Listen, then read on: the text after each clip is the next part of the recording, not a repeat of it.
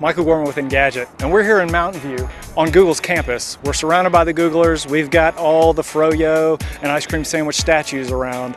But today we're here to talk with one of the engineers that make Google Translate possible. So let's go check it out.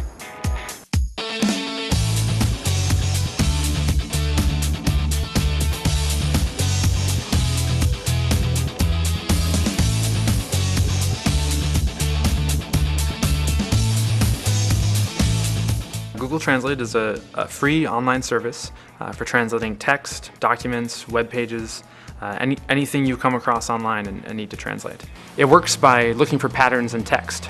So think about if you were learning a language, you would learn some vocabulary words, you'd start learning some rules. It's hard to teach a computer all those rules. There's just too many rules to teach a computer.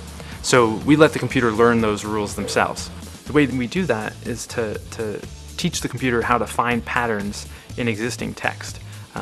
So we feed into the computer millions and billions of translations that have already been done and allow it to find statistically significant patterns in that text. Or an easy way to say that is patterns that wouldn't occur randomly, right? So they had to happen for a reason, which is because they're actual translations. So the system will learn those patterns in translation, and when you give us new text, it allows us to compute the most probable translation of that new text that you gave us. Machine translation has actually been around kind of since the beginning of the electronic computer. In the 1950s, there was an experiment done to translate from Russian to English using a computer, and it had amazing success. Amazing excitement. The press was all over it, front page of the New York Times, front page of all sorts of papers. They thought they'd solve machine translation within 3 to 5 years. We all know that didn't quite work out as fast as they wanted it to, but they used a rules-based system.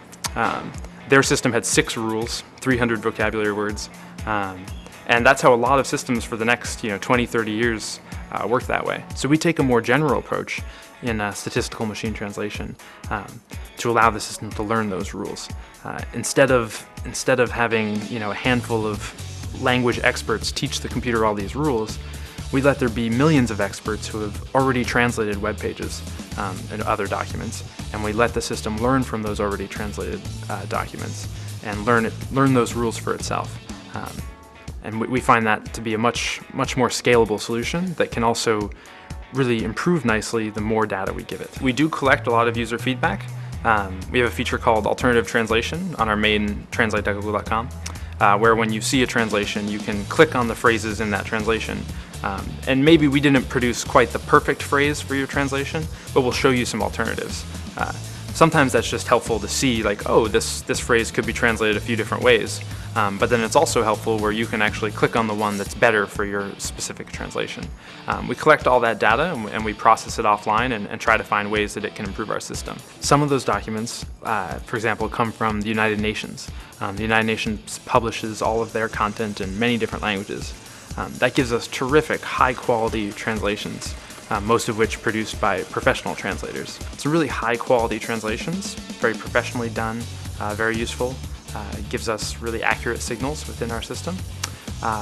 But it's really a very small source of data compared to the total amount of data our system is able to use. We believe Translate fits into Google's core mission of making the world's information universally accessible. And so in doing so, we want to make sure that whenever you access information that's not in your language, you can get a translation. So to do that, we've integrated Google Translate in many different Google properties. Some you may be familiar with, like Google Chrome has a great feature that whenever you visit a web page not in your language, it pops up a little bar and says, hey, this is in French, do you want to translate it? And then you get a lightning fast translation, and it's really useful. We're excited to keep pushing Google Translate to our users everywhere they need it. So whether it's inside Gmail, inside Google+, in Google Search, whenever you access content that's not in your language, we want you to have a quick, easy way to get a translation. So that's it. We came to Mountain View. Google spilled its secrets on Translate. We liked what we heard. We hope you guys liked what you heard. And we know the T-Rex liked what he heard. So that's it. Until the next time, we'll see you then.